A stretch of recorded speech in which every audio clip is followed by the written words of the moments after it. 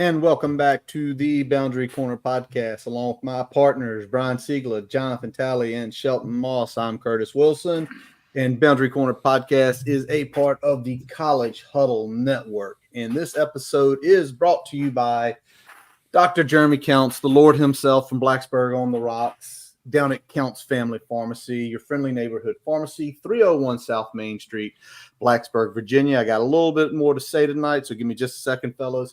First of all, we have finally got our winner for the PS5, the person who shall be contacting me to hand over the PS5. In all seriousness, congratulations, Summer Hensley, the winner of the PS5 drawing. Pretty sweet. Great thing to get early in the school year, and congratulations on that. Secondly, we have got a pretty big announcement to make concerning a giveaway on this podcast that will take place Tuesday, the week of Clemson. November 5th. November 5th. Remember the 5th of November. Press Star Packaging and Creative Carding, 1999, 25th anniversary goalpost acrylic pyramid giveaway. So basically, part of the goalpost that was torn down with the win over Boston College in 1999. There it is right there. Brian has it in hand if everybody's looking for it. We have partnered with Press Star. We are going to be giving this away. So listen up to how you win it. Over the next 3 weeks in the episodes here, we are asking you to subscribe if you're not already subscribed to our YouTube channel and throw a comment in. It has to be these 3 episodes, 1999, because this is a commemorative edition of that on one of those videos. So that's week 8. That's this week, week 9 next week, and then week 10 to be eligible. What we're going to do is get every user we see from that. You're going to go into, it is going to be virtual because I ain't writing probably 150 names and put them in a hat and having one of my kids draw it out. It's going to go into a virtual picker. We're going to roll it up. We're going to pick it. Yes, me, Brian, Shelton, Talley, and Miranda are ineligible for it. Sorry, guys. Jack as well. We're not going to send it up to Boston. I'm going to send it up to Boston. So this is your chance to own a piece of Hokie history. Now, if y'all like, I don't care about money, and you just want to buy this thing, listen to me. Go to the Boundary Corner podcast website. And on our top line there, the 6th one over is Goalpost Pyramid, where you can go ahead and order yours directly from Press Star, have a piece of Hokie history in your house. I know a couple people I've already sent it to pretty much said they are purchasing it. It is $199.90. Yep, proceeds of that go towards Triumph NIL. And if you look down below here, we got a little crawl here. You will see the hard URL that you can throw in your browser right now if you don't want to go to the website. That'll take you directly to our affiliate link page for Press Star. You can go ahead and make that purchase, and they'll get that out to you. But if you want a chance to win the one that we have here that we're going to give away, throw those comments in there, guys. Wait, hey, look at this. Hey. Firing it away. I'm about to call my son and tell. Hey. Yeah, I'm going to call my son and tell him to get in the comments. In the comments. That name looks a little different. That name looks very familiar though. But welcome back, boys. How y'all been the last week or so? Man, you know what? It was nice having another Saturday that was stress-free, just watching college football, not worried about whether the Hokies were going to take care of business or not. And we get another one this week. So that's going to be pretty interesting. What was y'all's favorite game of the weekend? Let's start there. Oh, Sheldon, y'all got one? I'm trying to inflect on what was. I'm gonna go Alabama. Yeah, Alabama, South Carolina was pretty good. I watched that. Tennessee, Arkansas was pretty good. Tennessee, Florida. I mean, Tennessee, Florida. Lord have mercy. Tennessee, Florida was pretty good. So, what about you, kind of came down to what I thought. Sheldon, you got one? Yeah, I missed the early afternoon games because I went outside and was able to touch some grass, went on a hike south of Waynesboro. So got outside a little bit. But yeah, not that it was a good game, but I enjoyed watching Boise State just to watch Ashton Genty. I've kind of been on the Genty hype train, so I stayed up till 2 a.m. watching the Boise State Hawaii game to watch There we Genty go. go off for 200 yards. So I enjoyed that. Yeah, I got to go with that Oregon Ohio State game, and got to love the call to throw a 12th man out there and run a little clock. That's the way to play some 3D chess out there. All right, you like that one. I enjoyed watching the Penn State USC game, because when that game went to overtime and USC didn't score, I knew I had won that one, and I think that was the only one I got right on the pick'ems.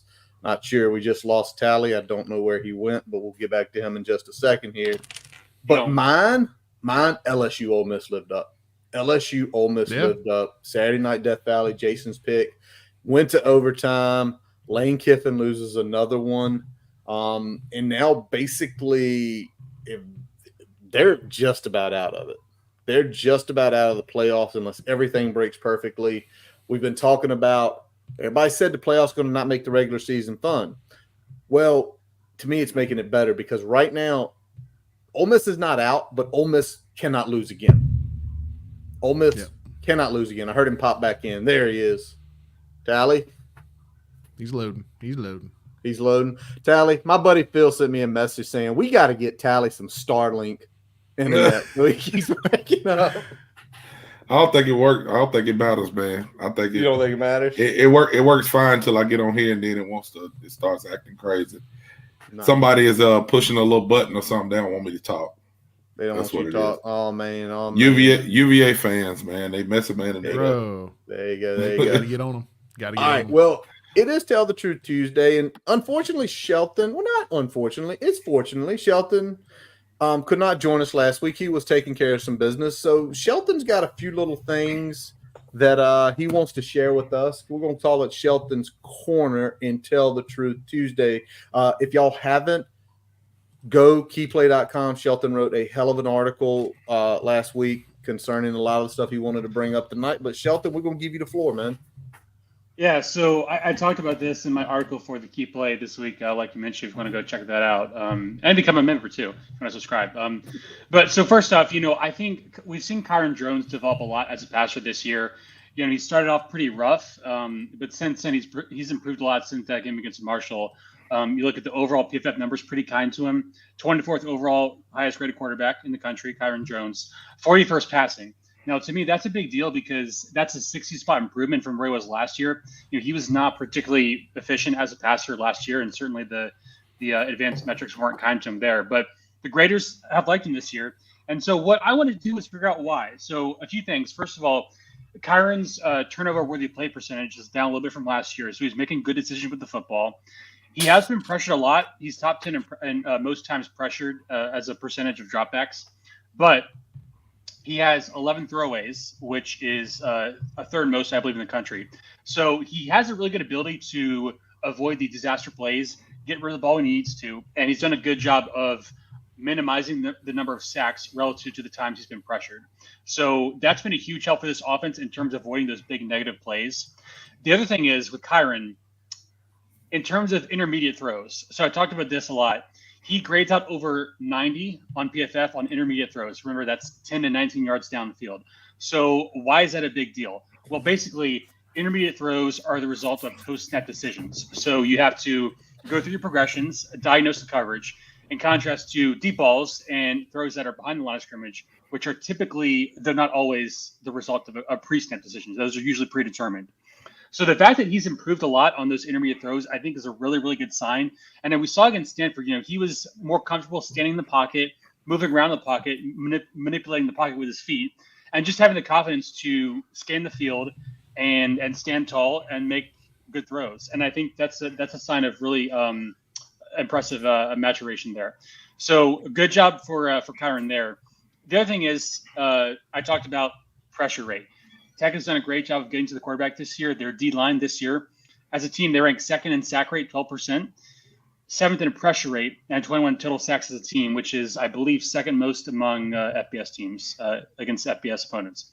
So APR has been awesome.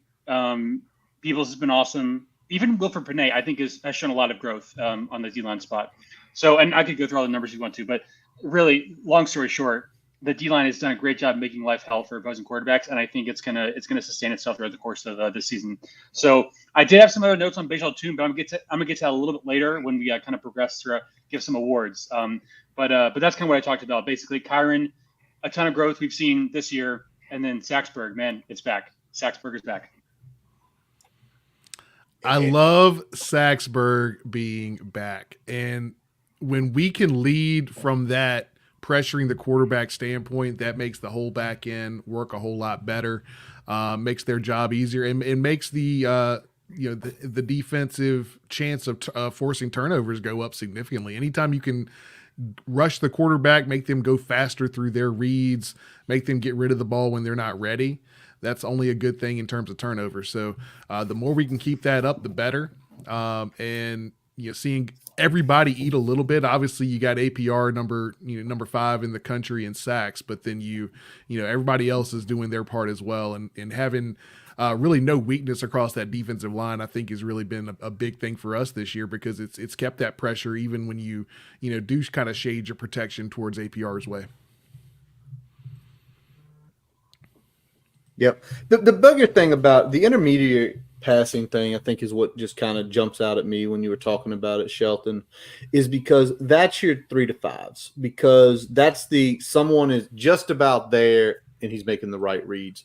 And what that does is over time, eventually, well, the safeties have to stay back, right? Safeties have to stay back. You have to start doing things different defensively. Like, okay, we are not getting there fast enough to where he's not hitting that. I think intermediate's 10 to 15? Is that 19, exact? yeah. 10 to 19. So when you're starting to hit those, especially with the guys who we have, with Quan Felton, with Jay Lane, with Jennings, with you put the ball in those guys' hands 10 yards down the field, it's usually not a 10-yard game. It's usually borderlines on becoming an explosive play every time because of who they are.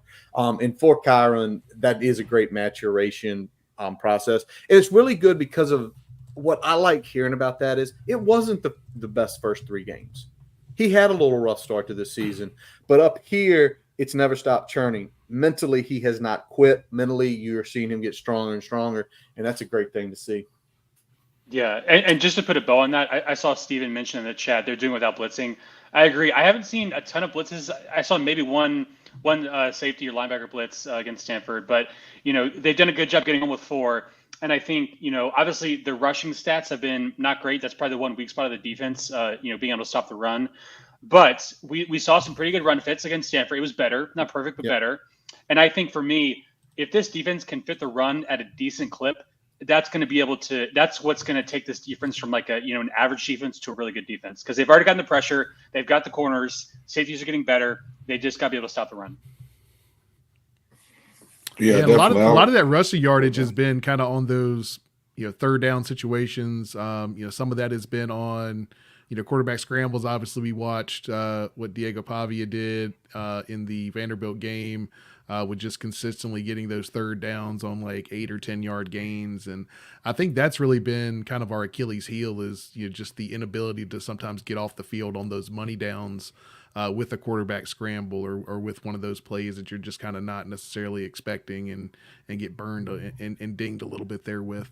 Tally, go ahead. I know you're about to say something there. No, you good. I was just going to say I seen somebody put in there say they start bringing Spencer off the edge. I said, hey, if we can get him to start getting his quarterback to the ground when he get there, then Saxberg is really going to be back. Hey, he's going to be up, baby. Hey.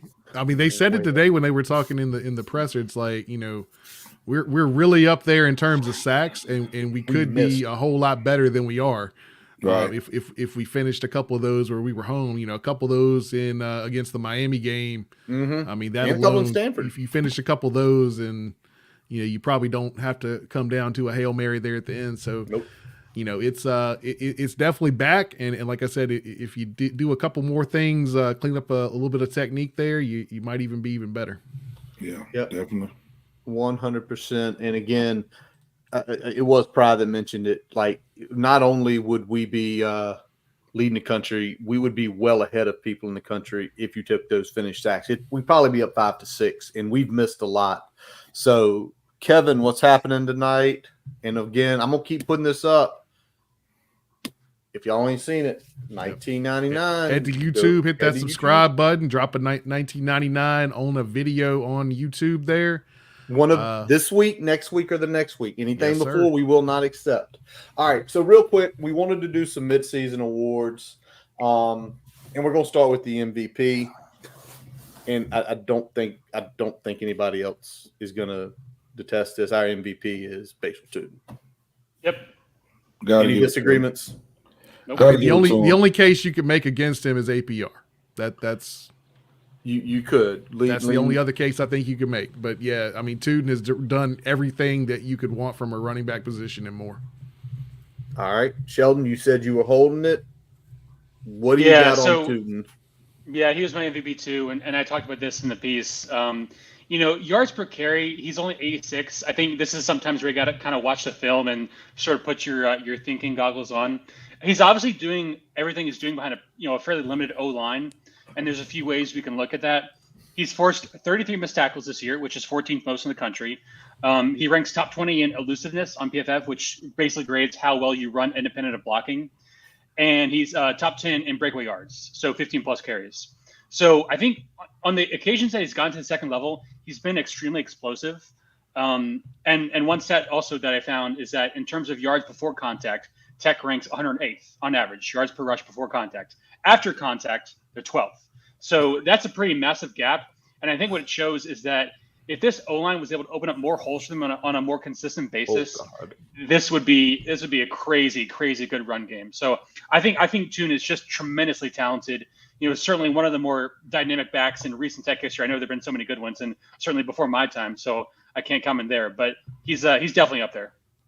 Sheldon, right.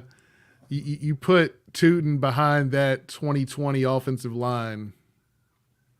What's he doing? I mean, I will say I think it was a little bit different schematically. Like that was more of a zone line, so I don't know how the pieces would mesh. But yeah, Fair. If you put him behind a really good O line, he would be.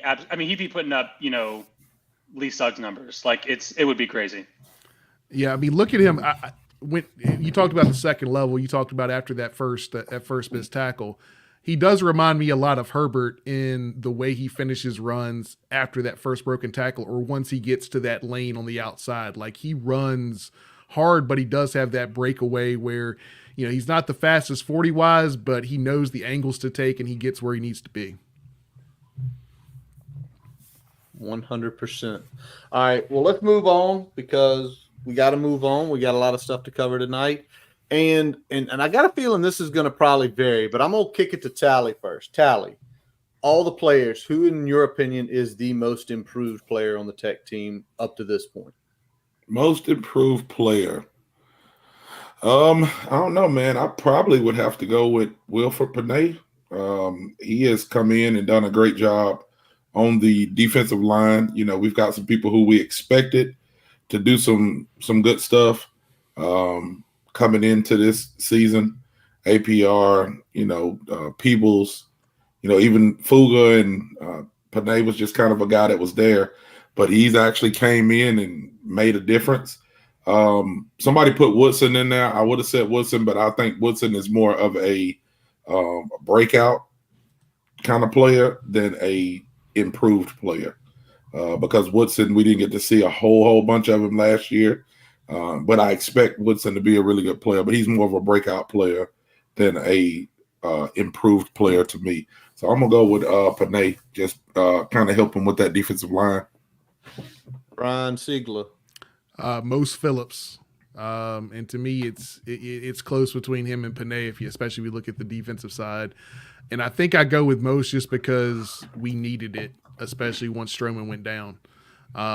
His play hasn't been perfect. It's been inconsistent at times, but seeing where he was last year and seeing kind of how he started the season and the steps he's taken since then, I think we're starting to see that consistency ratchet up and up and up every week. And that's important because that position, we're so young at that position until Stroman's back in the lineup, and we may not see him back this year at this point. Mm-hmm. So him taking those steps has been very important for us. Sheldon, what about you?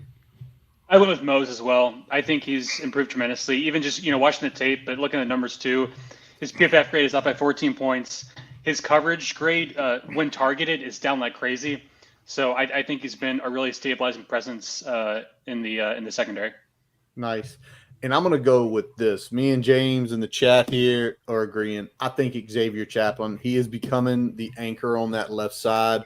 It's becoming to a point you don't worry about him anymore, right? It's like he's going to go out there. He's going to be good in the run blocks. Just a few weeks ago, Shelton brought up on the program, he was the best offensive lineman graded out in the country in PFF. The best 1 week. That's 132 teams. That's how many linemen is that? 600 plus linemen, and he graded the best. And it shows his maturation because he was okay last year. And to me, he has went from okay to being above average in just about every category. So that's the most improved player. Now, the next one I did a little spin on it here because we got our MVP. We know we got to keep Tootin rolling. We got our improved guys. We hope to see more out of Wilford, Mose, and Xavier. But what about this? What is the must improved player? What player must improve the back half of the season? Brian Siegel's laughing, so I'm going to let him go first. What is the must improve? Must improve? I mean, it's the same guy it's been for the last 2-3 years, man. It's Parker Clements. And I hate to rag on the guy, but at this point, when we look at our ability to just drop back in obvious passing situations, he is a liability at right tackle. And if he can improve marginally, I think that really puts us in a good position down the stretch, especially when we go against teams at the latter half of this schedule like Clemson. And no disrespect to them, but defensively, I mean, UVA to a point. There's going to be people that are going to come after Kyron in the passing game. We got to be ready for that. Tally? So I go a little bit of a different route with this because I don't think that somebody's name that was just called needs to be on the field anyway. We kind of talked about it earlier, but some of the linemen that we have, and again, I get it. At the point you just feel you got to have a veteran out there, so it is what it is. But I'm gonna go with Kyron. I'm gonna go with Kyron must improve. Not saying that he is so bad, but we know that he has a higher ceiling than what we started the season, and I'm just judging by what the season is from the beginning. Throw those first 3 games in there, looked very uncomfortable, probably mainly because of the line, but it's the same line that he had against Miami. It's the same line he had for the most part, against Stanford. And you can see that he's getting comfortable and he's getting back to his old self. He's just doing Kyron things. So I think if he continues to improve, the sky's the limit. All of the games that are in front of us, we're just taking it one game at a time, but all of the games in front of us are winnable games. All of the games, he can take control of them. He has to be the MVP for the rest of the season for us to do what we need to do to get to Charlotte. So I'm going to say Kyron here. Sheldon? I'm going Dorian Strong. I think he's been pretty underwhelming this year. His coverage grade is at a career low. He's been gotten beat a few times, and his run defense grade has also been, pretty poor. So I think he's a more talented player than what he's shown so far. I just think for whatever reason he's kind of regressed this year, and if he can get to playing that peak strong level that we're accustomed to, you combine the pass rush with those lockdown corners. I mean, that's another thing that's kind of keeping this defense from achieving their maximum ceiling. All right, and I'm going to throw kind of I don't know if you want to call it a breaking pitch, a curveball, but I need Malachi Thomas to be the must-improve player because we are leaning on Bashal Tootin. We are leaning on Bashal Tootin so much that if Malachi can just come in, get 4.5 a carry, pop the line, fall forward, we got to take a little pressure off the MVP. Just a little pressure. And up to this point, he's only got 23 carries. So, and maybe this is more on the coaches to say, listen, you've got to be willing to give him carries because we know PJ Prolu, he's out. He's probably not coming back. Stroman's probably not coming back. So those 2 rooms, like the guys who are in those 2 rooms, they're there. A lot of other guys coming back healthy, hopefully this week. So that's a good thing. So there it is. We saw some of y'all throw it in the chat. So keep those comments coming about, your MVP, your most improved, and then your must improve player in the second half of the year to keep it up. And as always, we are brought to you by Kennels Family Pharmacy, your friendly neighborhood pharmacy located 301 South Main Street in Blacksburg. Also, I'm pumping it up a lot, and we will continue to pump it up over the next 3 weeks. We are giving it away. Brian, bring it on screen here. It's back. There's the pyramid. There you go, right there. Piece of the goalpost torn down the 1999 season, the victory over Boston College that locked up the Big East, that locked up the trip to the national championship game, put 1999 through YouTube. Again, we're going to be very key about this. You have to subscribe to YouTube. You have to put your comment on there. 1999 to become eligible. We've already got a bunch of people already entered. Hopefully a lot more over the next few weeks. But as always, every week we turn to knowing the enemy. Last week, 2 weeks ago, Brian had to get back deep study in the film room. This week, not as much a study, as we have some friends of ours coming from the Eagles Weekly. And I believe tonight we got Brett from Eagles Weekly. Brett, how are you doing tonight, man? Good. How are you guys? Doing good. It was for those that don't know, I got to jump on Eagles Weekly last night for a little bit. So appreciate Brett jumping on with us tonight, returning the favor. We talked a little bit about how there's still, a little bit of a rivalry there with the Eagles there and kind of carrying over from the Big East. So appreciate you joining us tonight, Brett. Good to be here. And your giveaway feels a little targeted, but I'll kind of.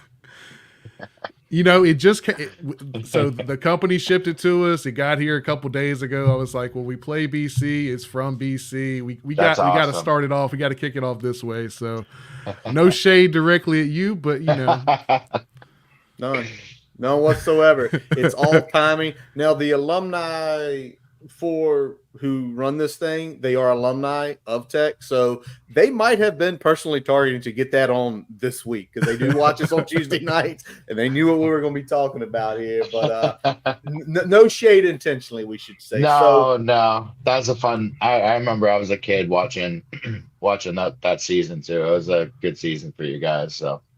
And we're just going to put this up real quick. Anybody that throws it on here is allowed. Yes, so, sir. Brett, real quick, I know Brian mentioned it's you guys are much like us. There is a bunch of y'all running podcasts, doing things. So, what's a little bit of background, not only about yourself, but about the Eagles Weekly podcast? Yeah, so I started let me backtrack. When I was in college, I was writing articles for our Sports Illustrated section under a guy by the name of AJ Black, who he really is kind of the leader of our entire space for BC. COVID hits, I graduate college, I end up having to get a regular job. I wasn't able to really break into journalism. Ended up starting a fan podcast in 2022, which we kind of parlayed into making a website last year, Eagles Daily, eaglesdaily.com. And that really kind of took off in its own right. And then this past winter, I ended up getting a contract with the Believe Network. So that started out just basketball, and then it rolled over into this summer where we were able to rebrand, start talking football as well as hoop, because the hoop team is looking a little dreadful this year. So all is welcome to be able to add football to the repertoire, and we rebranded to Eagles Weekly, and here we are today.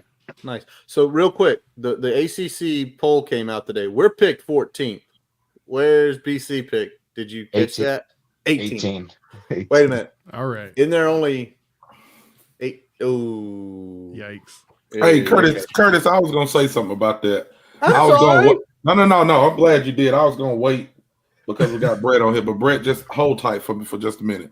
Hey, whoever's doing our graphics for basketball, we got to do a better job. Because when I'm scrolling through X and I see Virginia Tech picked 14th in men's and 12th in women, I thought we was 14 in the nation. We fucking Yeah. we fucking 14th in the ACC. Like, come on, man, y'all gotta do better than that. I was about to get hype. I was about to retweet. I was not retweeting that shit. Like, Yeah. what are y'all doing, man? And I mean, they had a strong picture up there. Like They said 12. 12. Yeah, 12. Got the coaches pumping their fist. I thought some good shit was happening, and then I paid attention. I'm like, oh man, here we go. But anyway, I was gonna bring that up, Curtis, but I just thought about it when you said that. So good. Hey, that's the way we roll here, man. That's the way we roll. Well, Brett, thank you for joining us, and good to hear that you kind of are in the space of the college football world with Boston College. And obviously, you got to give us some info about your BC Eagles. And let's start on the offensive side of the ball. You head coach, to me, Will Lawning's your OC, but I got a feeling it's a heavy Bill O'Brien case. From what you've seen so far this year, what are they bringing to the table just offensively in general? So it has been a little maddening, especially the past couple weeks. So really the story for BC, the first, whether it was Florida State, Michigan State, a little bit of Western Kentucky, but really they've abandoned the run game. Like where they've been most successful was running the football, using their quarterback Tommy Castellanos, as a runner, as a playmaker, and not really having the emphasis on him as a passer.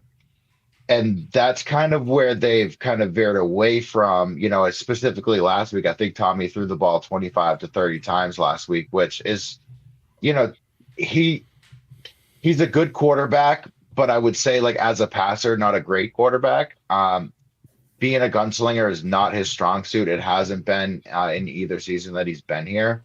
So it has been a little bit worrisome where it's kind of like, where is this run game going to? Especially against Virginia last week, they were up 14-0 and they were moving the ball. So it wasn't as if, BC was getting stuffed in the run game and they had to abandon it and become one-dimensional on offense. So the play calling has been, I would say it's been very suspect at times, especially with Will Lawning. I think a lot of people are a little frustrated with it. And, there has been talks that Bill O'Brien is going to be kind of, sticking his hands in the proverbial pot a little bit more going forward, which, I wouldn't be upset about at all. Yeah, and I mean, I know historically Bill O'Brien has definitely been kind of a run-first guy, so it's going to be interesting to see if, he does start dipping his toes back in there a little bit, and whether or not you see some of that percentage kind of go in your favor. I know, a game like Missouri, I think, Castellanos threw, I think, 38 times. That's probably, even though he had a pretty good game overall there, that's probably not what you want to see. No. And especially with that game, it really shows you that when he throws the ball deep downfield and really looks to stretch the field, he struggles. I mean, he did it against you guys last year at home in the first couple series of the game when he had a couple picks in the first quarter. When he's looking to really go over the top, he's not as successful. He's a lot more better, in the short intermediate routes. They've really been utilizing Trayshawn Ward out of the backfield on wheel routes from the running back position, and that's been a massive success for them. They've kind of gotten away from it. We'll see I was about to say Saturday, on Thursday. Wow. On Thursday, if they kind of look to get back to that, to really what works for them. But yeah, you're very spot on with, kind of 40 throws a game for Tommy is not what you want. What you really want is to take those throws down and get him more designed runs. You want to have him touching the ball 40 times, but not looking to throw it that many. It's not the type of quarterback he is. Yeah, you still want the offense to run through him, but not in a drop back standpoint where you're slinging it around that much. Right. So you talked a little bit about Tommy.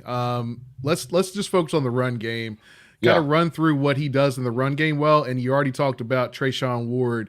Really, when we looked at the stats there, you kind of got three backs that have got some pretty good burn with Robichaud in there and Richard. Which guys are working in the most in the run game, and how does Tommy kind of work in there as well? So Tommy really, he's more of an improviser, which it's been a little, I don't want to say concerning, but so he missed the Western Kentucky game with an apparent leg injury. So not really sure if he's just been a little hesitant over the last week to really kind of be creative on the ground or kind of what's going on there.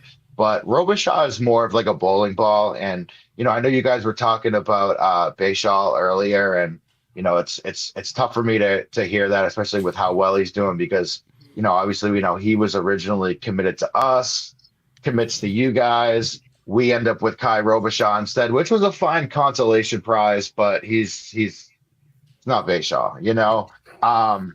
But I would say Kai Robichaud, he's definitely more of like a bowling ball in between the tackles type of guy. He's a hard runner. Trayshawn Ward, does have hands out of the backfield, which has really worked well within kind of the passing game and really helping them move the ball when they get a little stagnant. And Richard, Turbo Richard, he's Turbo Richard for a reason. He's very fast, and he's a true freshman. Was not expected to really get much, if any, playing time this year. Really kind of started, getting carries, at least like at an extended clip in the red bandana game against Michigan State, had a touchdown there. And he was really the only one who was effective on the ground against Virginia 2 weeks ago now. So, the thing is, they do have 3 running backs. I would say all 3 of their skill sets are different. It's all just kind of depends on like who's got the hot hands on a week-to-week basis. It's kind of been different on a week, from game to game. But I think Turbo Richard is a name that has been popping up a lot. I mean, he was in the practice notes this week, had a real good week of practice. So I would look for him to kind of, really, really look to elevate the run game this week for us. Hey, yeah, real quick question, Brett. I'm from down here in Alabama, born and raised here, and follow Bill O'Brien a lot. And yeah, I'll just say down here, Alabama fans killed that man. Yes. I'm talking about. I actually thought Bill O'Brien was a pretty good offensive coordinator, pretty good coach. So just asking your opinion with him being you guys' head coach, and then I heard you say earlier, kind of he would be. Or you guys would be okay with him dipping his hand kind of in the offense. How do y'all feel about him in his coaching style so far? I think it's been a thrill, specifically with our last 2 coaches who, we had Steve Adazio for 7 years, and they called him 7-win Steve for a reason. He was a very average, mediocre coach, really didn't ever bring them over the top. I go back to like 2018 when we were 7-2, had College Game Day, and then lost the last 3 games of the season. That was kind of him in a nutshell. And then with Hafley last year, or the past 4 years, it's been a lot of positive talk and a lot of we're gonna love our guys, we're gonna do this the right way. It just never showed up on the field. A lot of mistakes, a lot of mental mistakes, and the gameplay itself wasn't very fun to watch. So I think coming into this year with Bill O'Brien, there has been a lot of excitement, specifically because he is a local guy. He's from Massachusetts. Obviously had a great career as an OC for the Patriots. And I think the thing with Bill O'Brien too is, like, I think he gets it. I think he gets the BC situation. It's not, it's not just your run of the mill FBS type of program. There are like a lot of various things that kind of go into it. Specifically, it's in a pro town, so there really aren't a lot of eyes and exposure on it to begin with. The academics are so high, and being in an area like New England, it's not necessarily like a hotbed for, football talent. And I think he gets all that and is really kind of using his ability to kind of understand the Boston College landscape to his benefit, and really kind of get people to rally behind it. And, I know the fan base has been juiced about it thus far. And, if you told us that we were going to be 4-2, even though, the loss last week or 2 weeks ago, hurt, but if you told us we'd be 4-2, I think we'd be, pretty happy about that. So I think everyone's satisfied. Another question too, I'll ask just about that to kind of build off of that. When you talked about, Boston College being a, kind of a different situation for a college town, a college program. A couple of things I know about Boston College. I don't follow Boston College, I'm sure, as much as you do, but they always have some crazy last names like Castellanos. I know that. And they always have a tight end wearing a cowboy collar and getting a lot of yards on Virginia Tech. So, do y'all have a tight end this year that we need to be worried about?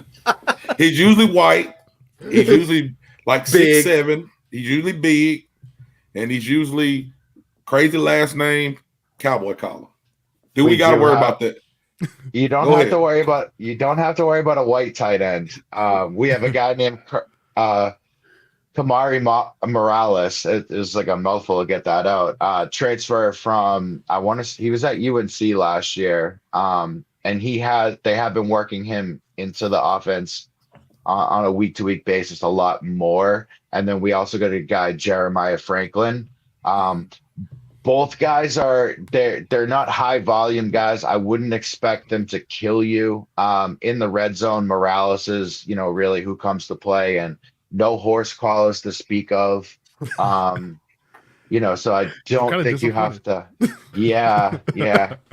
I think when he said that, the first guy I thought of was Sean Ryan, when he literally leaped over a Syracuse player back in like 2003 or something. Yeah. With the horse collar. So yeah. But no.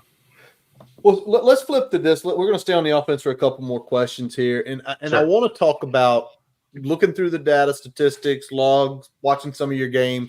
Lewis Bond jumps out. He's doubled up on receptions he's the leading receiver. He's doubled up on yards, couple touchdowns. What does he bring to the table, and where does he line up? What do you like about him from a BC perspective? I think biggest thing about him is just his overall confidence. I remember last year in the press conference, he talked about how there's no one in the country that can bring him down one-on-one in open field, which, it's happened. So obviously people can, but I just love his demeanor and his just confidence and bullish attitude. The thing with him too is he understands route running like I think few people actually do. Like he actually uses his shoulders in order to kind of get a cornerback to kind of shift, and then he moves. So it's like little things like that he does. He really is just like a dog on all three levels. Like he's good in the short game. He's good across the middle. He's good deep. Like he just has these sure hands.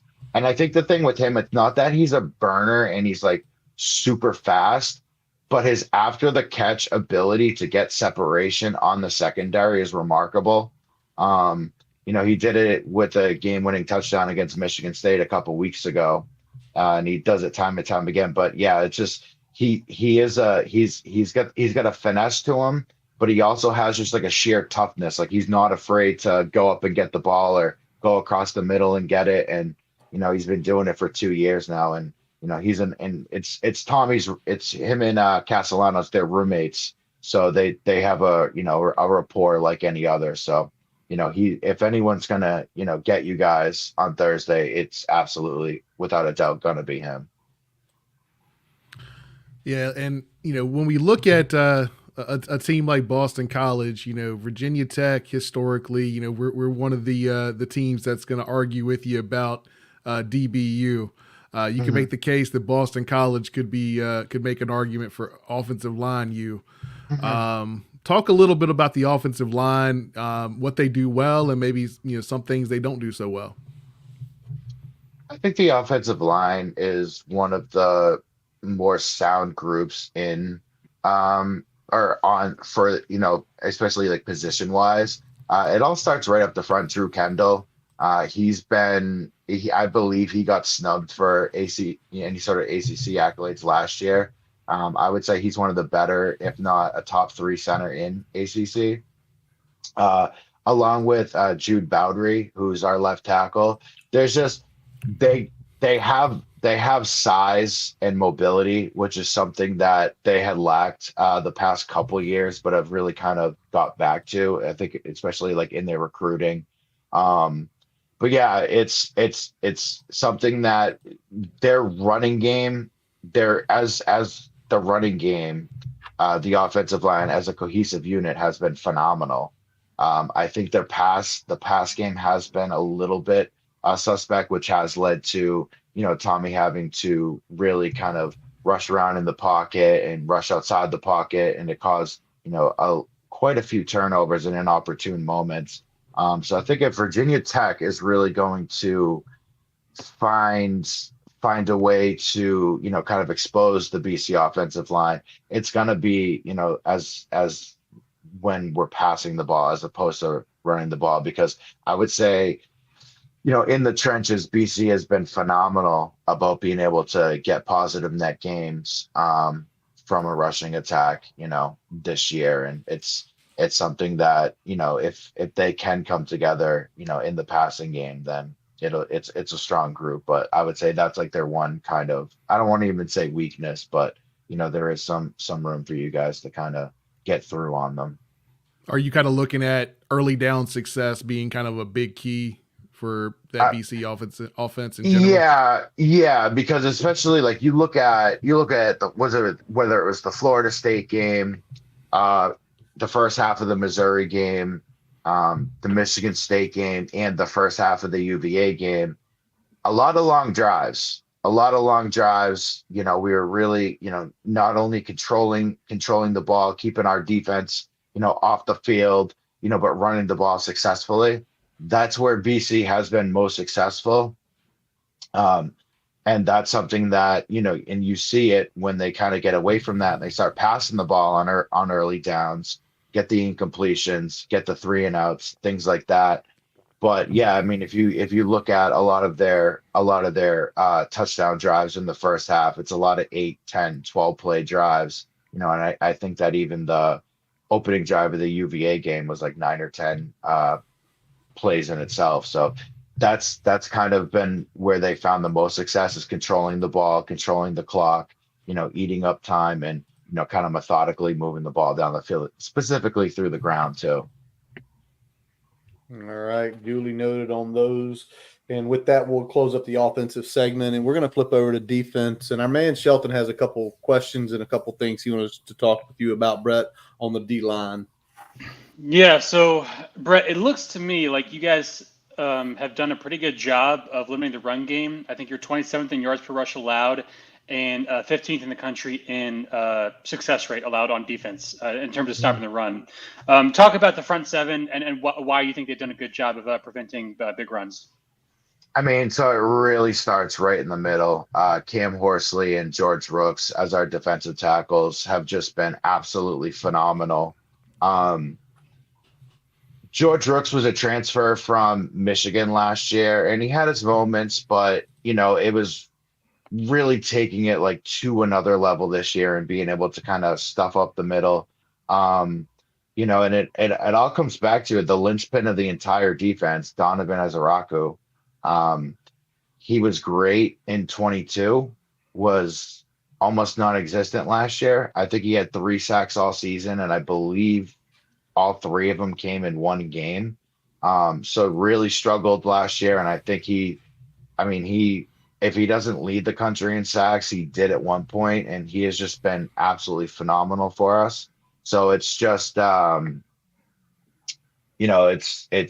all comes down to really the defensive line play in general, and just really how they've been able to kind of grow this year, because we're still really only rushing 4. You really won't see us blitz much from like the linebacker position, but that kind of comes back to Tim Lewis's philosophy of kind of bend don't break. We have one of the best red zone defenses in the country this year, because we're really not giving up a lot of touchdowns, a lot of field goals, and that's kind of been the philosophy of really relying on the secondary, to make the plays, especially when we're in the red zone. But you were right, Brett. 5 allowed touchdowns in the red zone this year. Yeah, on 18 trips. That's pretty damn impressive in my opinion.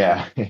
Oh yeah. Yeah. A lot of threes. And I was gonna ask about that because I would just look it up. So for those curious, Boston College ranks 6th in the country and fewest points per possession allowed in the red zone. Even though they've given up a fair share of their red zone drives, it's just when they get inside the 20, you are not going to score against them. So bend but don't break, like you said.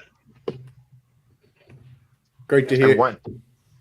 I was going to say, go ahead. I'm sorry. I was going to ask more about Donovan. I mean, because he is second in the country. At one point, he was leading. He is second in the country. Okay, and, second. Yeah, second. APR's fifth. So anyway, Thursday night, there are two guys who are absolutely tearing it up from the end position in this game. If you're out there and you're not a BC fan, you're not a Tech fan, watch this game for both defensive ends because these guys probably will be playing on Sundays in the next few years some sort of way.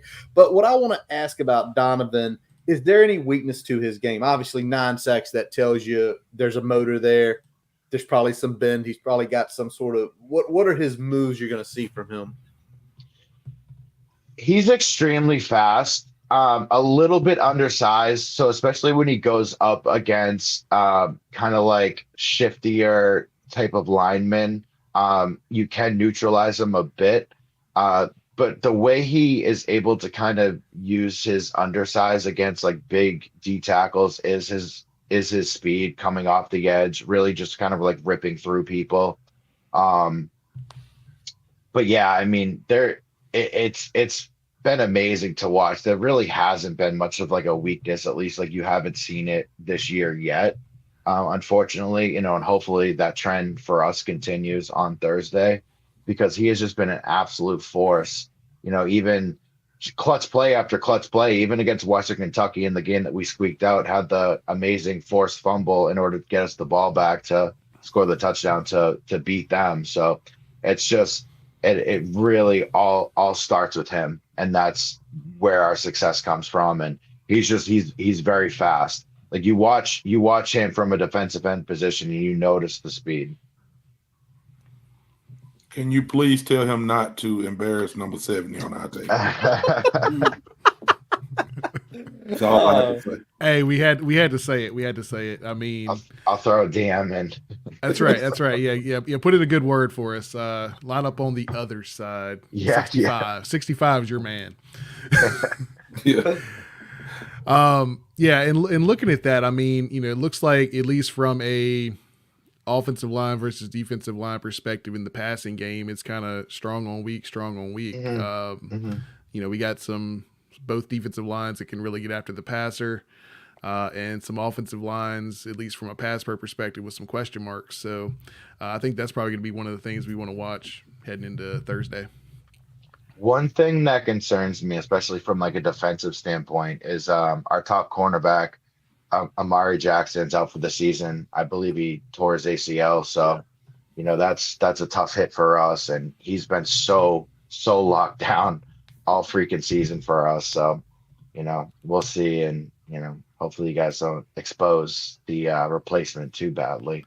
Yeah. And we were going to talk about that next. So I'm glad you brought it up. That I think word just came in today that it's going to be season ending. So that's tough for you guys. And obviously with offensive line, especially in pass pro, being a little bit of our weakness, having maybe some of those routes coming open a little bit quicker might help in that front. So I think that's going to be something that we got to watch heading into Thursday. But I don't want to take anything away from the rest of your secondary, because you guys, even without him there, you guys still have forced 9 interceptions this season in 6 games, even without Amari Jackson there. Right. Who else kind of pops to you on the secondary? Obviously, you mentioned Amari's our lockdown guy, but you don't get 10 interceptions by having one guy and then the rest are scrubs. So there's got to be at least one more guy you like in that secondary. Yeah, KP Price and Max Tucker, who are both safeties for us, have just been phenomenal. I believe Max Tucker was the one who had the game-sealing interception in the red bandana game. So the thing that I do like about them too is they really do pick their spots when they go for the interception. So it's not like they're just ball hawks who are, prone to get burned either. They have been able to play, very sound coverage, and, just somehow the ball's been finding them. Kari Johnson, he's probably most famous for probably the most egregious targeting play of all time, when he hit the guy against Pitt last year. Yeah, he also, I remember that. Yeah, it was a great meme for a little bit. It's probably the highlight of our season, honestly. And And then everything he had a pretty shaky one a couple weeks ago. So he can be prone to kind of the bonehead plays. We'll see if he can stay out of trouble. But in terms of our safety position, KP Price and Max Tucker have been absolutely nails and lights out. So those are two guys I would keep an eye on Thursday as well, and especially in the secondary with Amari Jackson out. Very nice. Sheldon, you said you had one more thing you needed to ask Brett tonight. Yeah, so this is kind of out of curiosity. You mentioned the local New England high school recruiting base. Obviously, BC's kind of fallen on some hard times. And, if you look at programs across the country, one of the biggest predictors of success is proximity to talent. We know that New England's not exactly a hotbed of recruiting, but, Pennsylvania is a state that's produced some good players. New Jersey's produced a handful of good players. For you, what is BC's recruiting strategy in terms of geography? Like, how do you see them kind of attacking recruiting, and maybe how does Bill O'Brien kind of, I guess, go about rebuilding this program, kind of from where it was a few years ago? Yeah, I mean, I think he's putting more of an emphasis on looking to get local recruits, especially, the top 4 or 5 from Massachusetts or Connecticut. Like you said, New Jersey is a big one. I think with Greg Schiano coming back to Rutgers, it has created a little bit more of an issue, because that was a pretty good pipeline for us, for a while prior to that. But yeah, he has kind of talked about, keeping the local guys home, and obviously it's not an abundance as, maybe, schools down south might be able to see, but, really focusing on that. And, kind of like you said, whether it's PA or New Jersey or, they have found a bit of success, kind of in the Florida area. Obviously that's where Zay Flowers came from. So yep. Never going to complain about that. But yeah, I think for the most part, like you said, kind of the proximity to home and, the regional and, really keeping the kids home that, are prize picks for you. And I believe they locked up already the top 3 kids from Massachusetts for next year. So, it's definitely helping. And, obviously with the transfer portal and, kind of all that stuff, I wouldn't be surprised if they really start to utilize that next year. Bill O'Brien hasn't, there's not a player on this roster right now that Bill O'Brien brought in himself, because, Hafley left so late after, the transfer portal and all the recruiting. So none of these guys are his. So I think next year it's going to be very interesting to see, what kind of players that he does look to bring in, the type of personnel he's going to look to, set out for. So, I think you're seeing him use kind of Jeff Hafley's toys this year. Next year, you're going to really start to see more of his imprint, as to like what his vision for Boston college football is going to be. Yeah. And you really know that he has at least a good idea of the lay of the land in Pennsylvania. So he does know what a hotbed looks like. So absolutely. I didn't even think about that. Absolutely. Yeah, so that's something to keep an eye on heading into probably next cycle, especially when you look at JUCO pickups and the transfer portal. So keep an eye on that. Brett, we appreciate you jumping on. We're going to let you go, but before we do, tell the folks out there where they can find you and anything else you want to get off your chest here. Yeah. Well, first of all, I appreciate you guys having me on. I do always look forward to the Virginia Tech game every year. I think, it is kind of nice to go back to the Big East roots, and, it's definitely from our perspective, a lot of respect for you guys. And it's a lot of fun being able to, kind of have like a yearly game with you. And so I appreciate you guys having us on. It was a lot of fun. You can find us at Eagles Weekly BC on Twitter, Instagram, wherever else. And then our overall website, Eagles Daily BC. So Eagles Weekly for the podcast and Eagles Daily is the website. And that's it. Thanks, guys. Awesome. Appreciate it, Brett. You have a good one. Brett. Take care, man. Thanks, Brett. You too, guys. Yep. Thanks, Brett. All right. That was a lot of fun. Brett laying a lot of knowledge on us about the BC team.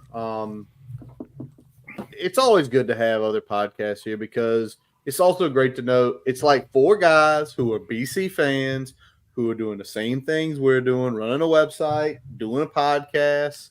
It's always good to make that connection. Now, I hope we beat shit out of them Thursday night, as nice as Brett was. So we got to keep it friendly, but it's still a rivalry. It's still a rivalry. You can still talk trash. So let's get to it. We have talked about BC. Y'all have heard some names, some information.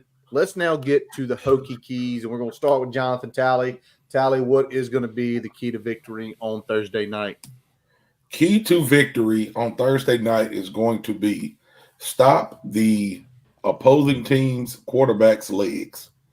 You cannot let Castellanos kill us scrambling around in the pocket and scrambling for big plays. So that is definitely going to be the key for us to, for me, and what I think of us winning the game.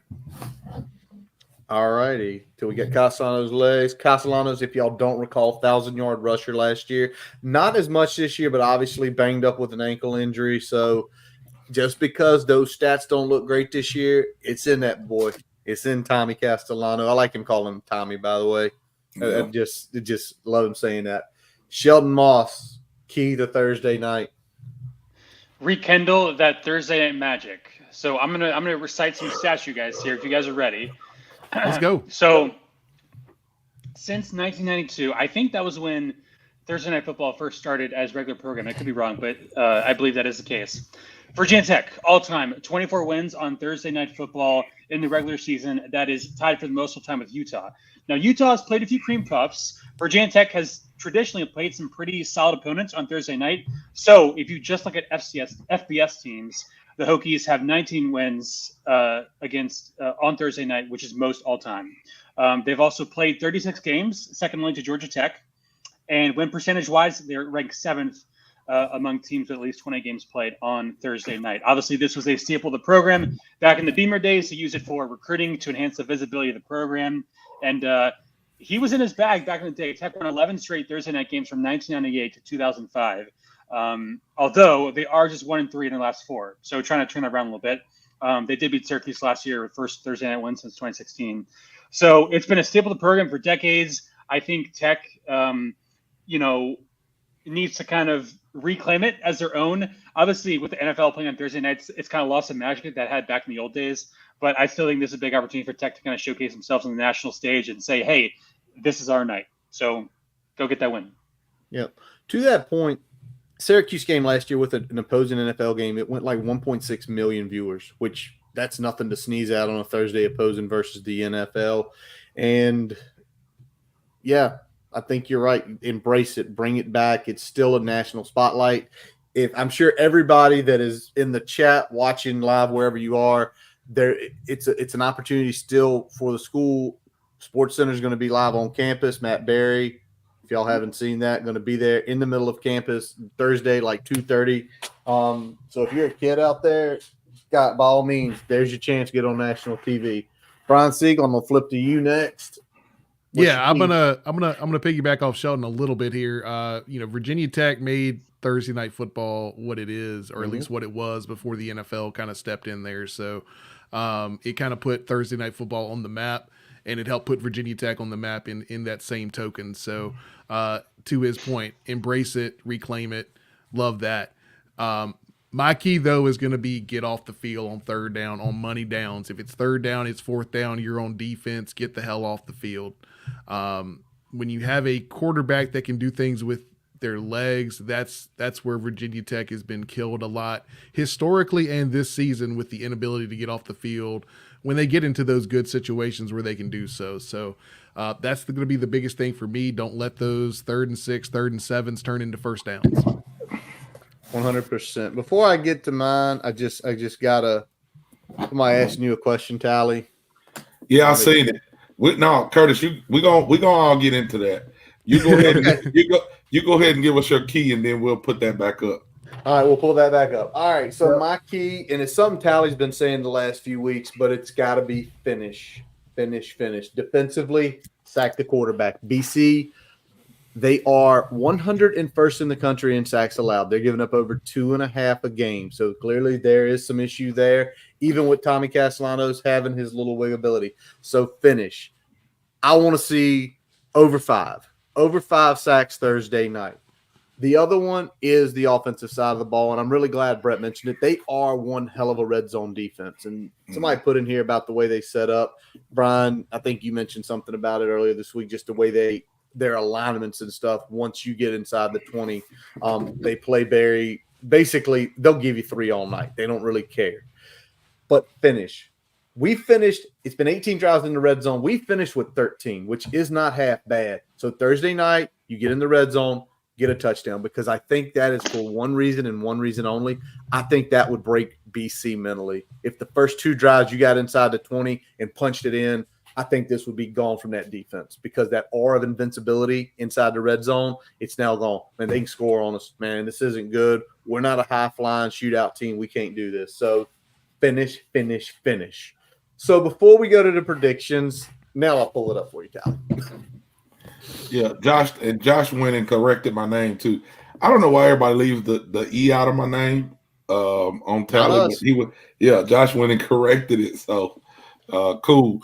But yes, we did not talk about this, but that's something I was gonna bring up. So I did see the orange cleats. I'm just happy to have some style, have a little bit of drip. You know what I'm saying? Like, I hate and Pry's kind of a traditional coach, but I'm not just, you got to have black and white cleats. So you just got to have this jersey. And it's like, I don't feel like Virginia Tech is that kind of school.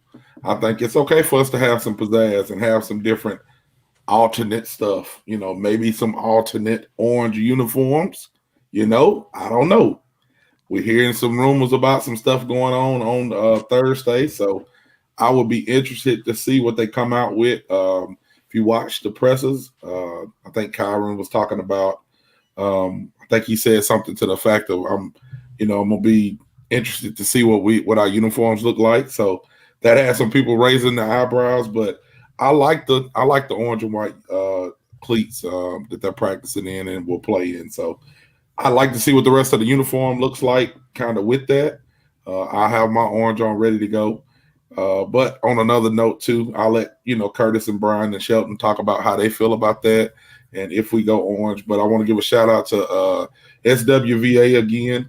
Hooked me up with this is a shirt from them that I ordered, and they also sent me a hat. Now this is kind of a big deal. Oh no, hold on, let me cut my light off so y'all can see that. This is kind of a big deal hat here, because I think this is kind of a prototype just for me, just to let y'all know. I don't think this is out yet, so I'm kind of rocking some exclusive stuff. Shout out to my got a little 1-on-1 right now. A little 1-on-1 right now, man. So again, y'all got to go in and shop with those guys. They took really good care of me, sent me some cool stickers and things like that. So process was really good. Got my shipment really quick. So awesome experience with them. Y'all please go and shop with them. Now, I guess I'll go to my boy Shelton on this. What are you thinking about orange uniforms if we have them, or, incorporating some orange for the orange out? Anything that makes us look cool on social media and can help us in recruiting, I am a big advocate of. Nice. I like it. What it looks like. We need to have swag. We need to have swag. Gotta have swag. Well, we're gonna go to Brian next and save Curtis for the end, because he's got orange on. So Brian, what you think? I've heard some fun stuff. I've heard orange jerseys. I've heard white helmets with the script. I've heard every rumor about this week as far as uniforms are concerned that you could possibly have, and I'm here for all of it, because I like having some alternates out there. I like being able to mix and match a little bit. I like that you have to have like a very good complement, a very drip-worthy complement to your more traditional 99 throwbacks that are our primary jersey now, that we've kind of brought a little bit into the 2020s. So right. I think that would be a good contrast. Curtis? I mean, I love the orange look. And I mean, the way the new uniforms look, I will be interested if they go to the orange look, the orange alternate. What color is the number going to be? Is it maroon or is it white? And I think either would pop. I think either a maroon number on the side would pop. I think a white number would pop. But they need to do it for no other reason. There's a bunch of people like Tally out there that if they drop that Thursday night and on Friday morning said, "Oh, you like the orange jerseys?" Now they're officially sale for Fanatics. People Yeah, would let's snap get them it. up. Hey. Charlie would get 3 or 4 real quick. But it's an orange effect game. The uniform needs to be orange. If you're gonna do an orange effect, you don't need to be in white. You don't need to be in maroon. You don't need to be in mix. It needs to be orange, orange, orange, I orange. tell people all the time, whenever we get into it over this uniforms and we need to be more. I said orange is one of our colors. It's one of our colors. Like I'm not asking us to wear black or gray or smoky uniforms. Like orange is one of our colors. So if we're gonna have a orange effect, we should have an orange uniform. It's my opinion. Somebody, yeah, definitely. Somebody in the chat asked about the hat. Said, "Where can I cop the hat?" Jason, I see you in the chat as well. Drop y'all's website on there in the chat if you can, man. Just so some people can know where to find you and grab some stuff from SWVA. Again, SWVA is the guys who hooked me up with the hat, so y'all check them out. 100%. And now that they hooked you up with the hats, you got to hook me up with a prediction, Tally. What's going to go happen Thursday night? Well, I got to be first, man. Okay, you don't have to be first tonight. Brian, you go first. You already said it, so now I got to go. No. You sit there. Brian, go first. Okay, now I'm on the spot. What's that spread at now? 6.5? I believe that's where it was. It was. Yeah, we're covering that. A little bit. Give me 31-20 Hokies. Let's fucking go. Shelton, what about you? I'll take Hokies 27-20. I think it'll be a good game. BC's got good run defense, so it's not going to be a blowout. But I do think BT is a better team. Cassiao's going to be a little bit hobbled. So, but I think they'll take care of business at home. All right, and I'll go and I'll let you close it out then, Tally. Hokies win this. When you mentioned the BC Rush offense, but you start looking about who they've played. Not exactly pounding the rock teams. Nowhere near the back of Bayshore Tootin. Hokies win 34-24 with the intermediate passing game, and Bayshore just going right down their throats because eventually it's just going to break. Oh, now I guess it's me, huh, Curtis? It's you now. See, look, I waited till the end.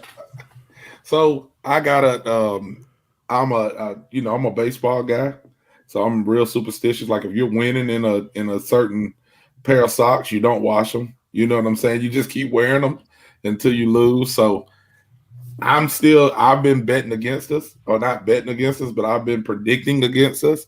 And as soon as I predict against us, we have a great game or we play flawless and win. So I'm going to go BC in this. I don't really have a prediction yet. Let me guess. It's going to be close. So I would say BC 24-17. I'm going to go somewhere around there. So that is only on the strength of every time I say that we're not going to win or we're not going to cover, we do it. So I'll say it like I said 2 weeks ago and last week, plaster my face in the locker room. I'm going against you. Hey, Tally's on his Michael Scott. He's not superstitious, but he's a little stitious. He's a little stitious. There we go. Right. All righty. So there are our predictions. I got a bunch of y'all putting them in here. Now, don't forget when you put your score predictions, put who you think's going to win because there's been a couple times, even us, we'll even pick against the Hokies. So we put that up there. And do not forget, as we move into our big screener segment, we're giving away something. YouTube, $19.99 in the comments to get entered to win a piece of the history of Virginia Tech. Make sure you're subscribed on there. You gotta subscribe. Throw that comment $19.99 in there. That's gonna get you an entry. Like I said, we're gonna pull it on November 5th, the episode we're doing before Clemson. So you got 3 chances here, and we're gonna keep plugging it every week until it's time. Gone. So until it's gone, get in there. I'll throw it up one more time here. One more time. There it is. A piece of the goalpost. And you got the scores on the side. Hey, somebody asked the back. Yeah, somebody asked an interesting question in the chat earlier. They said, "Where's that goalpost been for 25 years?" So they did a giveaway shortly after that, and they held back part of it to do a 25-year That's pretty cool. anniversary run. Yeah. Yeah, that's cool. So there's a bunch out there that were done in the first run a bunch of years back, and then this is kind of the second run for the 25th. Nice. There you go. And again, if you just want to buy one outright, go to our website and find the goalpost pyramid. You can just purchase one for $199.90. Yep, and part of that goes towards NIL. So, yep. All right, so let's get two big screeners. As y'all saw at the beginning of the program, we watch games every week, ones that catch our eye. Last week, Shelton, good week, 4-2. Shelton making a strong comeback after a slow middle portion there. I went 500. Miranda went 500. Tally and Brian 2 and 4 each. Both still above 50% for the year. The music man got one right, but he got the one he played the song on right. He got the money pick right. I think that's all that's mattering now. So y'all got to give him a hard time though, because he literally takes everything that we put in here. He puts a bet out there. We got another buddy that we talk to regularly, Robbie Compton, that comes on here a bunch. He'll throw a BCP bet out there. So it's always fun kind of checking in and see, all right, how are they doing? How are they doing? Who'd you roll with? Did you roll with Jason? Did you roll with me? Did you roll with Curtis? Exactly. Who'd you roll with? I don't think it's fade Tally anymore. I think we're Tally's right at the 500 level. So he's hanging, man. He's coasting pretty good. Well, everybody's had good weeks on this thing. Ain't nobody putting up a stinker, like an absolute stink. Everybody, if you bet with us at least 1 week on the right week, we made you some money. So you just got to figure out which one of us is right this week. That's all you got to do. So let's go to it, Brian. You got the first game. Where are you going? What you got? Hey, we are going to Indiana, baby. Nebraska, Indiana. This one kind of it looked a little weird. I didn't like the line. I think Nebraska's probably a little bit better than they're getting credit for here. I think Indiana may be a little overranked at this point. They're getting they got the 7 points there. I like Nebraska here, so give me Nebraska. Yeah, I'm kind of with you on this one. That line has went down to 6.5. We caught it at 7, so play as what you will. Nebraska is 5-1. Nebraska's 5 wins, 1 loss, a full 7-point dog to Indiana. And if you take a look at Indiana so far this year, they are 6-0. They beat FIU. They beat Western Illinois. They beat a god-awful UCLA team. They beat Charlotte and Maryland and Northwestern. That's there's nothing in there that says, oh, that's a really good win. You deserve to be a top 15 in the country. Nothing's popping. So lay 7. If Indiana wins, I don't think it's going to be by any more than 7. So I'll take the Huskers as well. Sheldon? Yeah, I'm taking the Huskers. I feel like Indiana's due for a giant stinker. I mean, they've had a great season, but I just think they're going to lay an egg. So I'd take Nebraska. I called Shelton, and he told me to pick Nebraska, so that's who I picked. That's good. Going with Nebraska. And you know what? It's a clean sweep, baby. And I got to put this one in there because it's a fun little comment here by Josh. Yeah. He does look like he moves like him pregame. I think that's what he's trying to do. He's full on emulation, man. Oh yeah, look, that's what he's doing. So. Oh Lord, got the haircut, got the bands, got the look, the whole look, and pregame ritual, the whole 9, man. Right. It's funny. Great value, Mahomes 28-17. That would be a cover and an outright win. All right, I got the next game here, and I'm looking ahead. I'm looking ahead to the 26th of October because after this weekend, that is the next game. Notre Dame is traveling down to Georgia Tech, down to Bobby Dodd Stadium right there in downtown Atlanta to play the Yellow Jackets of Georgia Tech. And to me, as soon as I saw this game and I saw the line, home dog getting 10-plus points, I like Notre Dame. I think they're a good team. I think people are undervaluing Georgia Tech. Do I think Georgia Tech wins this game? Probably not. But do I think it's going to be some blowout? Hell no. Hell no. This is probably a touchdown at best game. Give me Georgia Tech. Yep, right there with you, Curtis. It's the 10 for me. If you'd have put it at 6.5, 7.5, maybe would have pulled the trigger. 10's too much. Georgia Tech on this one. Sheldon? Notre Dame has just annihilated almost everyone that they played. I think on hot streak right now, I think they're going to keep it rolling. I think they win big. All right. He's going flip. Callie? Yeah, I'm going to follow the boys on this one, Brian and Curtis, and say Georgia Tech just because Brent Key, he has those guys playing hard at least. So I feel like they're going to, come out excited about that game and keep it close. Yep, and Miranda's riding with Sheldon, and so is Jason. We got a split family here. Little split decision there. Split family. All right, Shelton, where are you taking us for your big game this week? Yes. Well, it would have helped if I. Yep, there we go. Louisville, Miami. I think it's gonna be a pretty good game. Two of the better teams in the ACC.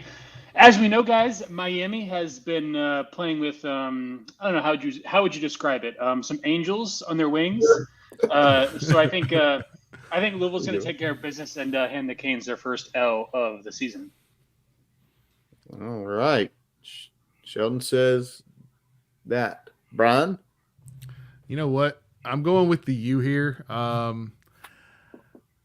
It's not necessarily that I think that they are ranked where they should be. I've gotten to a point now watching some of these Louisville games the last couple weeks. I do not trust them, even at home. So I'm gonna go with Miami here.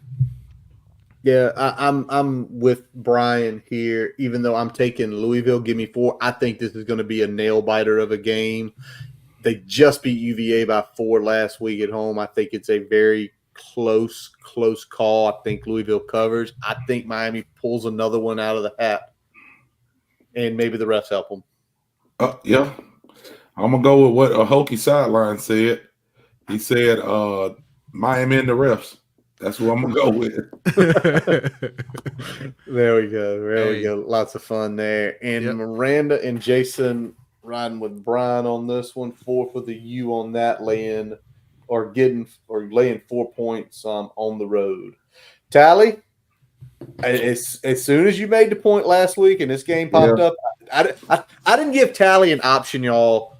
I said, this is your game because you have already been spot on because of the Tennessee game last week.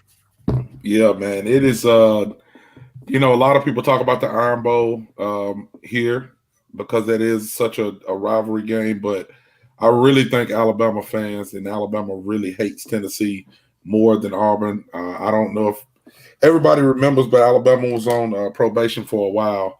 I think it was Philip Farmer that was at Tennessee was the one who snitched on Alabama and got them in trouble. So they hate Tennessee. And that's always a big game. So Alabama has kind of been, treading water lately. They did go down to Vanderbilt and take the L, and last week at home struggled with South Carolina, barely pulled that out, and now they're going to head to Tennessee. So I think Tennessee is going to be ready. Like Alabama has a big target on them because it's kind of like the sharks smell blood in the water. They've been waiting for Alabama to kind of show a weakness, and I think Tennessee is going to take advantage of it and take this game this week. All right, Tally says Tennessee take the points. Yeah. Tennessee's going to win this one outright, in my opinion. Both teams had a little bit of a scare last week against what you would say were definitely inferior opponents from a talent standpoint. Both of them, as Tally predicted, looking kind of past their games last week to this week. But I think Tennessee just has more weapons overall, and I think they're going to end up prevailing in the end there.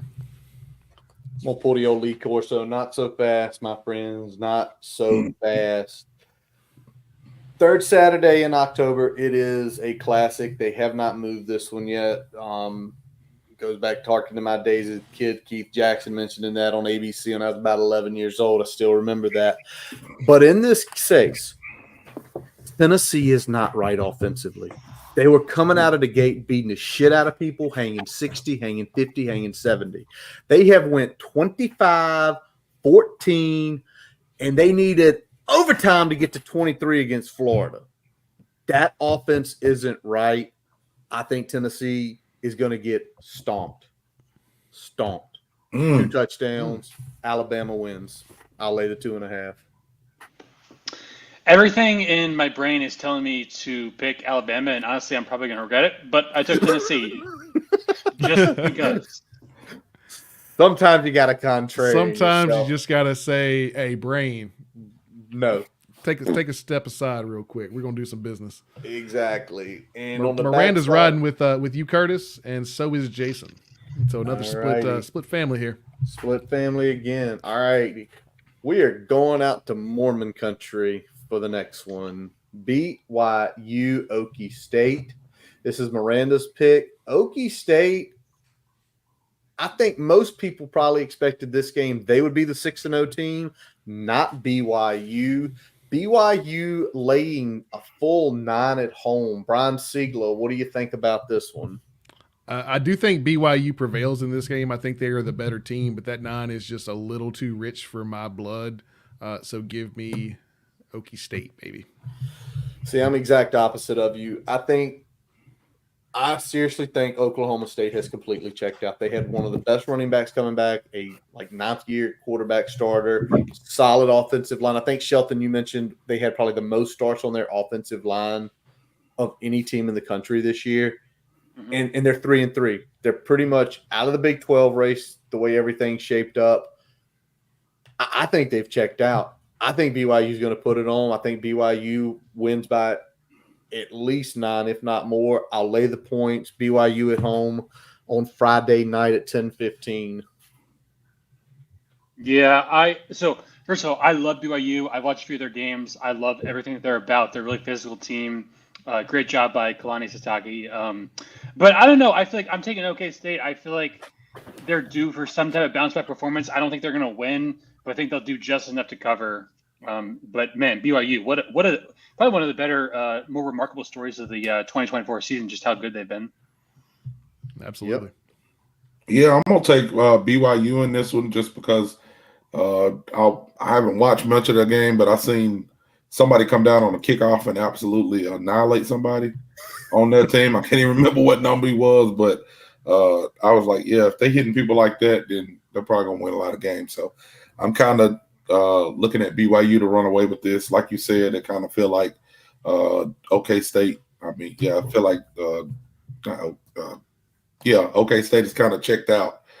Expected their running back to have a big year, and he's kind of, chilling. It seems like for the most. Did they give him Did they give him like 7 figures, and he's just like, nah, I'm good. Yeah, I don't need to do anything else. Hurt myself. Right. So it's crazy, but I really do think BYU is going to tap into their Mormon rituals and I don't know, get some kind of extra power against them.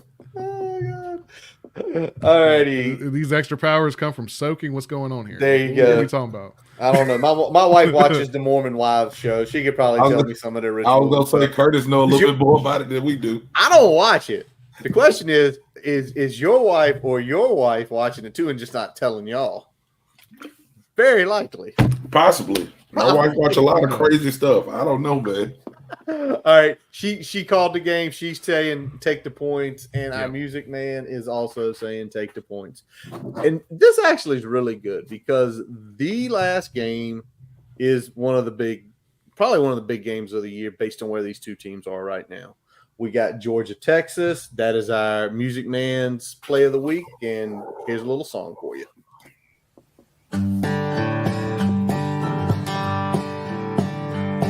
Hey, welcome back to Guitar Licks and Gambling Picks. I'm Jason Long. I got a nice 2-game win streak going, so I'm going to keep this real short. This week I'm looking at that game down in Austin when Georgia visits Texas. Texas is giving up 3.5 points, but they sure do look like the best team in college football to me. So I'm rolling with the Longhorns, minus 3.5 against Georgia. Now, as far as the song goes, there's a whole lot of good musicians, a whole lot of good songs come out of Texas. But as Waylon Jennings once said, one of those good Texas musicians, by the way, when it comes down to Austin, Bob Wills is still the king.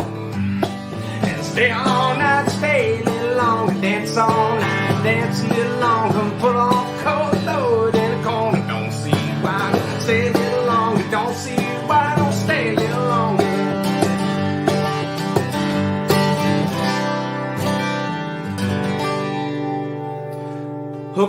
Horns. Let's go, Texas. See you next week. All right. The Music Man laying 3.5 with Texas. Brian, what about you? I'm riding with him. He said it right. I don't really have another pick for the best team in college football right now. All of the things I've seen are pointing to Texas, and I think they take care of business there at home. All righty. And that's a good point. They just beat the crap out of Oklahoma up in the Cotton Bowl last week. One of the games that I picked completely wrong. So you think I'd get on the train, but I just can't. Georgia already has one loss. And if you take a look at the back half of their schedule, they have some more difficult teams. So I think it's going to be a desperate Georgia going into Austin. And I think they at least cover. I don't know if they win, but I'll take the Dogs and give me 3.5 points. Well, Texas obviously is the best team in the country this year. I think this is somewhat of a unique year in the sense that there's not a huge gap between number one and everybody else. That being said, Texas is still the best, and I just don't trust UJ offense enough to really score against them. So I'll take Texas. Tally? Yeah, I got one of my good friends that is a big-time Georgia fan. One of my good friends is a big-time Texas fan. They have been through the lows and the highs with both teams, so I just lean on them to talk about their seasons. My Georgia guy says that Georgia has a lot of injuries, and he is nervous. And my Texas guy just got back from Japan and said, "Konnichiwa." No, he did. He just says that they're the best team in the nation and they're gonna win. So I got to go with Texas. By injuries, does he mean traffic violations? Ooh. He said injuries. I didn't go into depth with him about why people aren't playing or what's going on, but he said we got a lot of injuries, so it may be. Well, it's the middle of the football season. Everybody got injuries. You know, that's too vague. He trying to. And the question is, will you invite them both over to your house Saturday and watch this night game with them, or will they stay away from each other? No, that probably would be pretty good. I'm not doing that because I got I didn't think about that. That probably would have been pretty fun. But I have my son has homecoming, so I'll be kind of running around after that. We've got a baseball cookout during the day, and then he's got homecoming that night. So we'll kind of be running around, and but I'm sure I'll be talking to him on the phone, and they'll be on Facebook giving each other hell. There you go. Nothing like it. Nothing like it. We know the Music Man went with Texas, and I am riding alone. You were riding solo, my man. Riding solo with the Dogs. There is all of that right there. This is an interesting board. Only really two fully in agreement this week. All righty. Well, y'all, it has been about 90 minutes. We have went through everything this week, and that is going to wrap up this episode of the Boundary Corner podcast. But I'm going to put a little something up before it because I saw this a little earlier. I didn't get a chance to get to it. Give me 1 second. Yep. Brian, did I miss it? It was just a good little statement here, and it's just something. There it is. From Brian Cox. Appointment TV every week. Thanks for continuing to brighten Tuesdays and looking some forward to each game week. And that's what we do it for, y'all. We have a lot of fun doing this. We have fun looking up stats, data, watching the tape, talking to one another, talking with other people inside Hokie Nation. And this is what we do it for. We sit here with just really 4 friends.